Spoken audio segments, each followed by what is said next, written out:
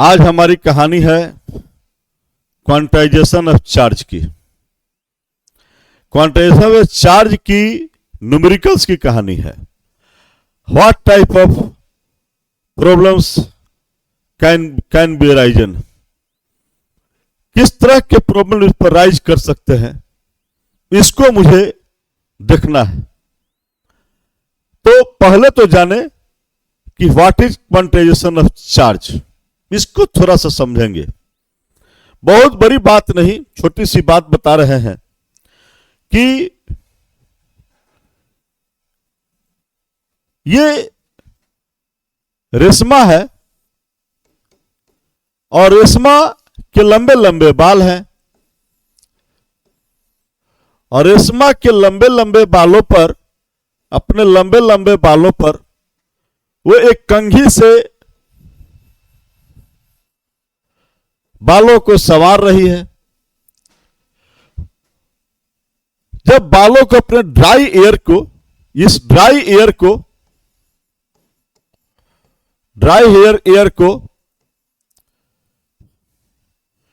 अपने dry hair को वह कंघी से संवार रही है, कॉम्ब से संवार रही है। होता क्या है, जब ये दोनों एक दूसरे से रब करते हैं, जब कंघी बालों पर बार बार घिसता है, व्हाट हैपेंस, होता यही है कि इसके रेशमा के बाल से इलेक्ट्रॉन निकलता है और कंघी पर चला जाता है।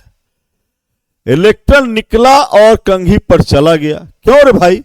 क्योंकि रेशमा का जो बाल है उसकी वर्क फंक्शन लो है, इसकी वर्क फंक्शन लो है, लो वर्क फंक्शन है। रेशमा के बाल की वर्क फंक्शन लो है और कंघी की, इस कंब की वर्क फंक्शन हाई है। तो ऐसी स्थिति में यह बेचारा अपना इलेक्ट्रॉन इनको दे देता है। आपको पता है, इलेक्ट्रॉन दे देता है। इलेक्ट्रॉन पर कौन सा चार्ज होता है? माइनस। इलेक्ट्रॉन का मास कितना होता है मुझे पता है। इलेक्ट्रॉन पर चार्ज कितना होता है? 1.6 इंटू 10⁻⁻19 कूलम। ईएसयू में देखोगे, ईएमयू में देखोगे 1.6 इंटू 10⁻⁻20 ईएमयू। ईएसयू में देखोगे 4.802 इंटू 10⁻⁻10 ईएसयू। और इलेक्ट्रॉन पर मास कितना होता है भैया? इसका मास कितना होता है? तो इलेक्ट्रॉन पर मास होता है, मास ऑफ इलेक्ट्रॉन मुझे मालूम है, इलेक्ट्रॉन पर मास होता है 9.11 इंटू 10⁻31 kg। ये वही आदमी है, ये उस आदमी की बात करते हैं, ये इलेक्ट्रॉन की बात करते हैं। यह वह व्यक्ति है कि जब कंघी रेशमा की बालों को झाड़ता है तो रेशमा की बालों में से इलेक्ट्रॉन निकल जाता है और कंघी पर चला जाता है। यह जाएगा तो कितना जाएगा? 1 इलेक्ट्रॉन जाएगा, 2 जाएगा, 3 जाएगा, 4 जाएगा, 5 जाएगा, लेकिन इलेक्ट्रॉन को काट के नहीं भेज सकते हो। ये नहीं कह सकते इलेक्ट्रॉन तुम्हारा आधा शरीर चला जाए, तुम्हारा शरीर का एक खंड चला जाए। ऐसा नहीं हुआ है, कभी भी नहीं हुआ है। मुझे जाना होगा तो मेरा पूरा शरीर जाएगा, कहीं से आना होगा तो मेरा पूरा शरीर आएगा। ऐसा थोड़ा होगा कि सर चला जाएगा, धर रह जाएगा। नहीं, इलेक्ट्रॉन जाएगा तो पूरा जाएगा। और यही बात हमारे साइंटिस्ट कहते हैं कि जब रेशमा की बाल से इलेक्ट्रॉन जाएगा कंघी में तो 1 इलेक्ट्रॉन जाएगा, 2 जाएगा, 3 जाएगा, 1.5 नहीं जाएगा, 2.5 नहीं जाएगा, 2 and 1/4 नहीं जाएगा, जाएगा तो इलेक्ट्रॉन पूरी जाएगा। तो इसीलिए उन्होंने कहा कि किसी भी बॉडी पर, चाहे यह बॉडी हो और चाहे यह बॉडी हो, तो जिसने इलेक्ट्रॉन दिया, जो देने वाले हमेशा पॉजिटिव चार्ज होता है और लेने वाले पर हमेशा निगेटिव चार्ज होता है। यह ध्यान रखिएगा, ये पॉजिटिव चार्ज हो गया, ये निगेटिव चार्ज हो गया। तो हमको बताने में आसान है कि how much charge on this body has, और दिस बॉडी, किसी भी बॉडी पर, चाहे इस पर चाहे इस पर, चार्ज मुझे पता लगाना है तो चार्ज Q इक्वल टू होगा N इंटू ई। ई का मतलब इलेक्ट्रॉन, N का मतलब कि कितना इलेक्ट्रॉन गया है, एक गया है कि दो गया है कि तीन गया है, और एक इलेक्ट्रॉन पर कितना चार्ज है मैंने आपको बता दिया है, तो मल्टीप्लाई कर देंगे, और जो देगा उस पर प्लस और जो लेगा उस पर माइनस, यानी Q equal two plus minus N, यही हमको किसी भी बॉडी पर चार्ज मिलेगा। किसी भी बॉडी पर चार्ज मुझे पता लगाना है, मैं कर दूंगा N इंटू ई, आखिर उसने कितना इलेक्ट्रॉन लिया है या कितना इलेक्ट्रॉन दिया है, बस उतना का पैमाना लेंगे, हम बता सकते हैं कि how much charge on a body. बस यही कहानी है। इतनी छोटी सी कहानी पर मेरे पास सवालों का अंबारा है और मैं सारे सवालों का जवाब हम लोग देने चल रहे हैं। चलते हैं, हमारे पास एक क्वेश्चन है। क्वेश्चन का कहता है कि टू आइडेंटिकल मेटल स्फीयर, दो आइडेंटिकल मेटल स्फीयर है, एक है ए और एक है बी, दोनों बराबर है। अजय जी या विजय जी, ये दोनों गोला जो है, दोनों गोला बराबर है, दोनों का इक्वल मास है। ये भी इनका मास यदि m है तो इसका मास भी m है, ठीक है ना। और माने मान लो इनका मास m1 है, इनका मास m1 है, m2 है, तो m1 m2 के बराबर है, m1 m2 के बराबर है। ये बात इनका कहना है क्वेश्चन का। If the sphere A is given A positive charge, यदि इस A को पॉजिटिव चार्ज दे दिया गया, मान लो कि इस पर प्लस Q दे दिया, प्लस पॉजिटिव चार्ज दे दिया गया, तो पॉजिटिव चार्ज कब होगा, जब इसमें से इलेक्ट्रॉन निकलेगा तो पॉजिटिव चार्ज होगा। क्लियर बात कि पॉजिटिव चार्ज तभी होगा जब इसमें से इलेक्ट्रॉन क्या होगा, निकलेगा, आउट होगा। इलेक्ट्रॉन आउट होगा तभी इस पर पॉजिटिव चार्ज होगा। और कहता है can the sphere be an equal negative charge, और बी को उतना ही निगेटिव चार्ज देते हैं जितना इस पर पॉजिटिव चार्ज देते हो, उतना ही निगेटिव चार्ज इस पर देते हो। इसका मतलब निगेटिव का मतलब कि इसमें इलेक्ट्रॉन इन कर रहा है। इलेक्ट्रॉन क्या कर रहा है, इसमें इन कर रहा है। कह रहा है कि then correct statement at after the charges, जब इसको चार्ज कर देता है इनको और इनको, तो इसमें से करेक्ट स्टेटमेंट क्या होगा। कह रहा है कि mass of A and B are equal. कहता है कि जब चार्ज कर दिया गया तब भी क्या इसका मास और इसका मास इक्वल रहेगा क्या, पहले तो इक्वल थे, अब इक्वल रहेंगे कि नहीं रहेंगे। दूसरा कहता है कि ए का मास जो है बी से ज्यादा है। तीसरा कहता है कि ए का मास जो है बी से कम है। और चौथा कहता है कि ए का मास जो है बी के मास से 2 गुना ज्यादा है। आपका क्या ख्याल है, आपका क्या ख्याल है। तभी सर आपने बताया कि जो इलेक्ट्रॉन का आदान प्रदान हो रहा है, जितना इलेक्ट्रॉन इसमें से निकला है उतना ही इलेक्ट्रॉन इसमें गया है, तो जितना चार्ज इस पर प्लस हुआ उतना ही चार्ज इस पर निगेटिव हुआ। आज किसके लेन देन से चार्ज हुआ, तो इलेक्ट्रॉन के लेन देन से। और वह इलेक्ट्रॉन जिसको आपने कहा, उस इलेक्ट्रॉन पर मास होता है क्या, हाँ होता है। अब बताइए कि यदि इलेक्ट्रॉन इसमें से निकलेगा तो जाएगा तो अपना गठरी लेके जाएगा कि नहीं लेके जाएगा, अपना मास लेके जाएगा कि नहीं लेके जाएगा। जी हाँ सर, ये जाएगा तो अपना मास लेकर जाएगा। और यदि यह इलेक्ट्रॉन इसमें आता है तो इलेक्ट्रॉन पर मास लेकर आएगा कि नहीं आएगा। जी सर, इलेक्ट्रॉन मास लेकर आएगा, तो इसका मास बढ़ जाएगा और इसका मास कम हो जाएगा। तो हम कहेंगे कि mass of A is less than the mass of B. इसका कम हो जाएगा, इसका बढ़ जाएगा। इस कंसेप्ट का सवाल कंसेप्चुअल क्वेश्चन है। आपको कंसेप्ट लगाते तो इसका जवाब आप लोग दे सकते थे। मैंने एक प्रयास किया आपको समझाने का, आशा है आपको समझ में आया होगा। देखते हैं नेक्स्ट क्वेश्चन। कहता है number of electrons for 1 coulomb of charge. 1 coulomb of charge के लिए कितना इलेक्ट्रॉन की जरूरत होती है। कितना इलेक्ट्रॉन हमारे पास होगा तो मैं कह सकता हूं अरे मेरे पास 1 कूलम चार्ज है। कितना नोट मेरे पास होगा नंबरी का, ऐसा ही कोई कह दे कि तुम्हारे पास यदि 50 का नोट दे दिया जाए तो कितना नोट होगा, तो तुम 1 करोड़ रुपए तुम्हारे पास हो जाएगा। ये तो हम लोग बचपन में से कितने सवाल बनाते थे, फिजिक्स क्या। कह रहा है कि कितना इलेक्ट्रॉन की संख्या कर दिया जाए तो आपके पास कूलम, 1 कूलम का चार्ज हो सकता है। तो बहुत बड़ी बात नहीं रे भैया, हमसे सीधा सीधा सवाल किया है कि Q इक्वल टू NE हमसे बात किया है और कहता है हमको E का मतलब मालूम है, E पर कितना चार्ज होता है मुझे मालूम है, और इसका वैल्यू दे दिया है, ये दिया है 1 कूलम, और हमसे E का वैल्यू मालूम है और N हमसे पूछ रहा है, तो N निकाल सकते हैं। E का वैल्यू कितना है? E का वैल्यू है 1.6 इंटू 10⁻19 कूलम। बस कुछ नहीं करेंगे, N इक्वल टू क्या हो जाएगा? तो N इक्वल टू हो जाएगा 1/1.6 इंटू 10⁻19। ये 19 ऊपर जाएगा, यहां देखिए वही खेल किया है कि 1 E इक्वल टू इतना कूलम होता है चार्ज, हमने वही इसी चीज को लिखा है कि 1 में इतना से डिवाइड करोगे कितना आ जाएगा? हमको आ जाएगा 6.25 इंटू 10⁻18 इलेक्ट्रॉन्स। आप डिवाइड करके देखो, आप डिवाइड करके देखो, ये डिसिमल हटाओगे 0 होगा, ये ऊपर जाएगा, ये 10/16 ये ऊपर जाएगा, तो 10 के पावर 19, इसमें से एक ले लो, उसमें 0, इसमें से एक 0 उसमें ले लो, तो 100/16 ले लो, आई हो गया 10⁻18।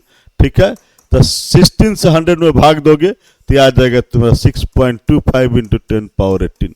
इतना इलेक्ट्रॉन यदि मेरे पास हो तो मैं दावे के साथ कह सकता हूं कि मेरे पास 1 कूलम का चार्ज है मेरे पास। ठीक है, तो यही आपसे क्वेश्चन पूछ रहा है, और ये हम अभी जो फॉर्मूला पढ़े थे Q इक्वल टू NE, उससे भी बता सकते हैं, और एक दूसरा तरीका यहां मैंने बताया है, उससे ही बता सकते हैं।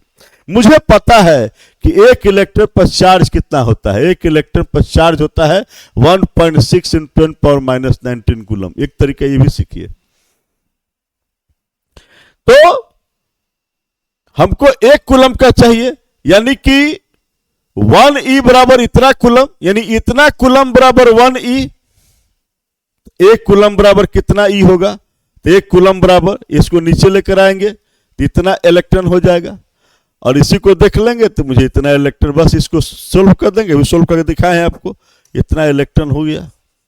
एकदम आराम से बात है। 2 तरीका से मैंने आपके सवाल को सोल्व किया है, देखिए जो अच्छा लगे, जैसे समझ में आ जाए ये अच्छा है। चलिए चलते हैं, नेक्स्ट क्वेश्चन देखते हैं।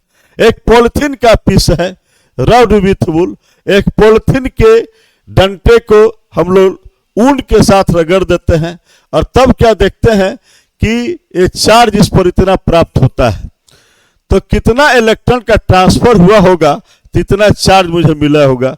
फिर वही कहानी है, फिर वही कहानी हमारे सामने है। Q equal to NE, Q का वैल्यू दिया है 3.2 इंटू 10⁻⁻6 कूलम, और N मुझसे पूछ रहा है कितना इलेक्ट्रॉन का ट्रांसफर हुआ होगा, और E का वैल्यू मुझे मालूम है 1.6 इंटू 10⁻19। ठीक है ना, तो हम देख सकते हैं कि 16 दूना 32 तक काट सकते हैं सीधे रे भैया। ठीक है ना, और 10⁻6 से काटोगे तो हो जाएगा 10⁻⁻13 हो जाएगा, -13। ठीक है ना, तो यहां से मुझे दिखाई दे रहा है कि ये अगर ये इस पार यदि जाता है, ठीक है, तो 2 इंटू 10⁻13 हो जाएगा।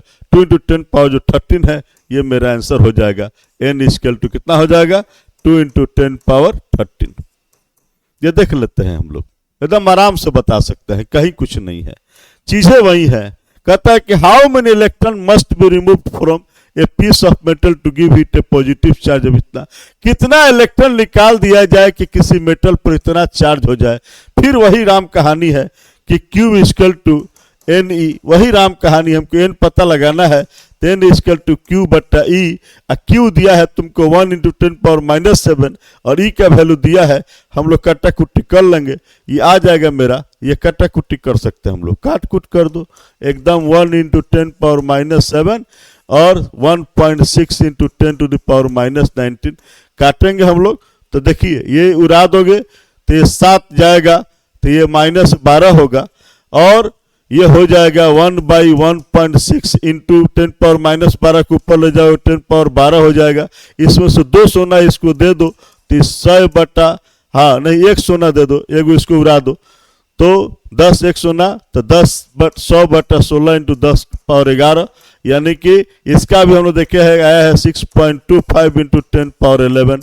इतना हमारा हो सकता है और ये जवाब हमारे सामने है, निकाल सकते हैं। जरा देखिए, ऐसा ही क्वेश्चन कहता है कि what is the value of charge on a body which carries, इतना इलेक्ट्रॉन यदि किसी के पास हो तो उस पर कितना चार्ज होगा।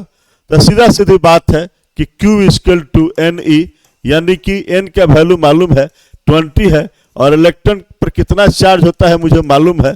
ठीक है, इसको आराम से देंगे तो 16 दूना 32, ये 32 तो हो जाएगा। ठीक है ना, 16 दूना 32 दिखाई दे रहा है हमको। ठीक है, तो हम लोग कह सकते हैं कि यहां से अगर हटाओ तो ये 0 से 0 कर जाएगा, तो 16 दूना 32 और 3.2 हो जाएगा 10 टू द पावर। अच्छा, उसको उस पर इतना इलेक्ट्रॉन है तो लिया है, अगर इलेक्ट्रॉन उस पर है अतिरिक्त है, यानी कि उसने लिया है तो लेने वाले पर माइनस होता है, तो हम लोग इसको कह सकते हैं कि उस पर जो है सो कि यही हम लोग का चार्ज आता है -18 हो जाएगा। ठीक है ना, 3.2 10 पावर -18। ठीक है, तो हम लोग इसको कह सकते हो कहां पर है रे भैया, तो माइनस इतना आ सकता है। ठीक है ना, माइनस वाला है, ये वाला प्लस वाला नहीं है, ये वाला है आंसर। ठीक है, फिर कहता है कि 10 टू द पावर 19 इलेक्ट्रॉन, किसी न्यूट्रल मेटल प्लेट से इतना इलेक्ट्रॉन निकाल दो तब उस पर कितना चार्ज होगा। फिर वही बात है, वही कहानी है, Q equal to NE, N का वैल्यू दिया है 10 टू द पावर 19 और E का वैल्यू मुझे मालूम है 1.6 इंटू 10 पावर -19। ये दोनों कट जाएंगे, जरा बताइए कितना बच गया। 1.6 बच गया क्या है, दिया गया है उसको ना, निकाल दिया गया है, रिमूव किया गया है, तो रिमूव का मतलब कि उस पर प्लस चलेगा, ये इसका आंसर होगा। रिमूव करने का मतलब कि उससे लिया गया है तो जो देने वाला है उस पर प्लस चलेगा, ये हम लोग आंसर दे सकते हैं। चलिए, यहां एक क्वेश्चन है कि if 1000 droplets each of charge Q, 1000 droplets है, मैं छोटे छोटे बहुत सारी बूंदे हैं, ड्रॉपलेट्स बहुत छोटे छोटे बूंदे हैं, आई सब पर चार्ज कितना है, Q है। ठीक है ना, सब पर Q चार्ज है, ऐसा 1000 है, और सब का रेडियस हमको पता है कितना है, इस सब का रेडियस मान लो कि R है। आर मिक्स टू फॉर्म में बिग ड्रॉप, इन सबको मिलाकर क्या किया गया, बड़ा ड्रॉप बना दिया गया। ठीक है ना, तब कह रहा है कि ये charge on the big drop will be, तो बड़े ड्रॉप पर चार्ज कितना होगा, ये Q इक्वल टू कितना होगा बड़े ड्रॉप पर चार्ज, ये हमको बताना है। आपको बहुत सुंदर एक बात बताता हूं, जब भी ऐसे किसी सवाल में फंसो आपको मैं एक सूत्र देता हूं कि n to the power 2/3 into Q। n क्या है, तो नंबर ऑफ ड्रॉपलेट्स देख लेंगे कितना है, 1000 है, इसका पावर है 2/3 इंटू Q करेंगे, तो 1 का ये सोल्व करोगे इसको तो 1/3 का स्क्वायर कर दो, तो 1/3 1000 का 1/3 10 होता है, और इसका स्क्वायर करोगे Q तो 10 का स्क्वायर कितना होता है 100 Q के इक्वल होगा, तो उस पर चार्ज Q इक्वल टू कितना आ जाएगा 100 Q आ जाएगा। एक बहुत बढ़िया सूत्र आपको दिए हैं, इसको कमाल का सूत्र है, ऐसा क्वेश्चन हो तो हम लोग इसको सोल्व कर सकते हैं। बहुत सुंदर, देखते हैं नेक्स्ट क्वेश्चन हम लोग देखते हैं कि a polythene piece rubbed with wool found to have charge, इतना चार्ज किसी पर ले लिए हो, तो कहता है कि estimate the number of electron transfer, कितना इलेक्ट्रॉन का ट्रांसफर हुआ होगा, तो वही n निकाल लेंगे, वैसे इसका वैल्यू रखेंगे, हम इलेक्ट्रॉन का चार्ज मालूम है, निकालेंगे हम कितना इलेक्ट्रॉन का ट्रांसफर हुआ है। ठीक है, और दूसरा क्वेश्चन है कि is there a transfer of mass from wool to polythene, कि वूल से पॉलिथीन पर मास का ट्रांसफर हुआ है, हाँ एकदम हुआ है। इलेक्ट्रॉन जाएगा तो अपने साथ मास लेकर जाएगा, छोड़कर नहीं जाएगा। ठीक है ना, उसके पास मास है, अपना मास लेकर जाएगा, तब मास जो है सो कि यस मास का ट्रांसफर हुआ है वूल से पॉलिथीन तक। ठीक है, चलिए नेक्स्ट क्वेश्चन देखते हैं कि टोटल पॉजिटिव और निगेटिव चार्ज कितना होगा, इतना ग्राम यदि कॉपर मुझे दे दिया गया, एक कॉपर का पैसा दे दिया गया, 3.11 ग्राम का कॉपर का एक पैसा है, तो उस पर कितना पॉजिटिव या निगेटिव चार्ज होगा। तो पहले तो आप पता लगा लो कि अगर एक एटम हो कॉपर का, तो एक एटम कॉपर का कितना उसका मास होता है, तो 63.5 mu होता है, और एक एक एटम कॉपर में कितना इलेक्ट्रॉन होता है? तो 29 इलेक्ट्रॉन होता है। और 29 इलेक्ट्रॉन का मतलब उस पर चार्ज कितना हुआ? तो 29 इंटू इतना कूलम चार्ज हो गया। एक एटम कॉपर का होगा तो उस पर इतना जो है सो कि कूलम चार्ज हो गया और इतना उसका मास हो गया। हमको इतना ग्राम कह रहा है। हमको पता है कि अगर कॉपर का इतना एटम ले लें 6.023 10⁻23 एटम ले लें तो यह AMU बदल जाएगा ग्राम में, 63.5 ग्राम हो जाएगा। तो इतना एटम का मतलब इतना ग्राम हो गया, और इतना ग्राम का मतलब कि उतना जितना आया था 29 to 1.6 इंटू इसमें हम लोग जो है सो कि इतना इलेक्ट्रॉन से हम लोग करेंगे तो हमरा ये सब का हम लोग करेंगे, इसका मल्टीप्लाई करेंगे तो हमको जो है सो कि इतना चार्ज आ जाएगा। यानी 63.5 ग्राम में इतना चार्ज है, 63.5 ग्राम में इतना चार्ज है, इतना कूलम चार्ज है, ठीक है ना। तो 1 ग्राम में कितना होगा? इसीलिए 3.11 ग्राम में कितना होगा?